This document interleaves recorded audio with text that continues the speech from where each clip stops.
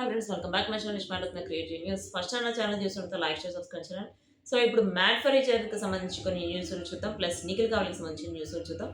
నిఖిల్ వచ్చేసి ఇప్పుడు చేస్తున్న విక్రమాన్ డ్యూటీ 3 కేసెస్ అయిపోయినాయి. అంటే ఒక్కో కేసుకి 4 ఎపిసోడ్స్, ఆ 4 ఎపిసోడ్స్ ఈ వీక్లో 4 ఎపిసోడ్స్ రిలీజ్ చేస్తే next week 4 episodes second case అట్లా రిలీజ్ చేస్తున్నారు. సూపర్గా ఉంది అసలు. అయితే ఇవన్నీ కలిపి ఒక మూవీ తీస్తే చాలా బాగుంటుంది అని చెప్పి నాకైతే అనిపించింది. మీకు ఎంతమందికి అనిపించింది కామెంట్ చేయండి. అసలు ఎవరైనా చూస్తున్నారా ఈ అంటే నిఖిల్ కావ్యది చూసిన వాళ్ళైనా, నిఖిల్ కావ్య ఫ్యాన్స్ ఎవరైనా ఎంతమంది ఉన్నారో దీనికి ఒకసారి లైక్ చేసి మీ నిఖిల్ కావ్య ఫ్యాన్స్ అని కామెంట్ చేయండి.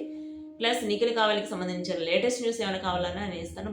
బట్ నాకు ఎంతమంది ఉన్నారో తెలియాలి. తెలిస్తే వాళ్ళకి సంబంధించిన లేటెస్ట్ న్యూసే కాదు, వాళ్ళకి సంబంధించిన ఓల్డ్వి కూడా ఇవ్వడానికి ట్రై చేస్తాను. బట్ నాకు ఫ్యాన్స్ ఎంతమంది ఉన్నారో కామెంట్ చేయండి లైక్ చేసి.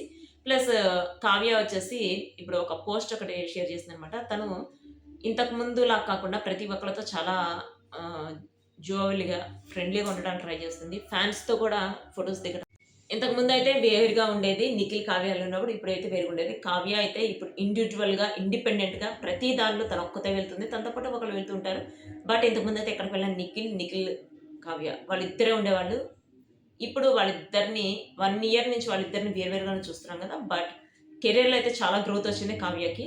ఆ గ్రోత్ ఎట్లా ఉందో మనం ఆల్రెడీ చూస్తూనే ఉన్నాం. కావ్యనే కదా, నిఖిల్ కూడా గ్రోత్ వచ్చింది. నిఖిల్ వచ్చేసి ఒక మూవీ చేశాడు, అది రిలీజ్కి రెడీ అవబోతుంది. ప్లస్ విక్రమాన్ డ్యూటీ చేస్తున్నాడు, ఇంకొక వెబ్ సిరీస్ రాబోతుంది.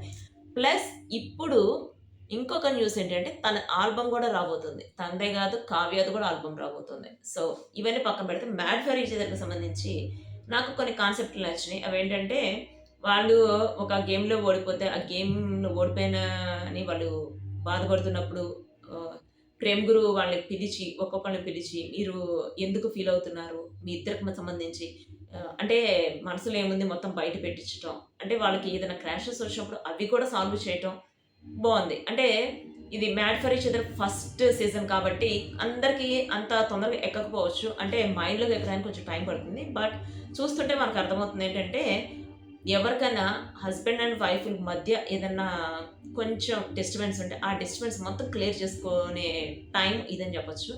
హస్బెండ్ వైఫే కాదు, పిల్లలు ఉన్న వాళ్ళు కూడా వెళ్ళిపోచ్చారు వాటిల్లో పిల్లలు ఉన్నప్పుడు టైం స్పెండ్ చేయడం కుదరదు. సో కొంచెం క్వాలిటీ టైం స్పెండ్ చేయడానికి మ్యాడ్ ఫర్ ఈచ్ అదర్కు రావచ్చు. ప్లస్ ఇప్పుడు రిలేషన్షిప్లో ఉన్నవాడు వాళ్ళ రిలేషన్షిప్ ఇంకా స్ట్రాంగ్ చేసుకోవడానికి మ్యాడ్ ఫర్ ఈచ్ అదర్కి వచ్చారు కొంతమంది మ్యారేజ్ అయ్యి న్యూ మ్యారీడ్ కపుల్స్ వచ్చారు.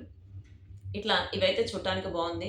అంటే వాళ్ళ రిలేషన్షిప్ని స్ట్రాంగ్గా చేసుకోవడానికి ఇది ఒక మంచి ప్లాట్ఫామ్. బట్ హరిత, హరీష్ వాళ్ళిద్దరితో అయితే కొంచెం డిఫరెంట్గా ఉంది.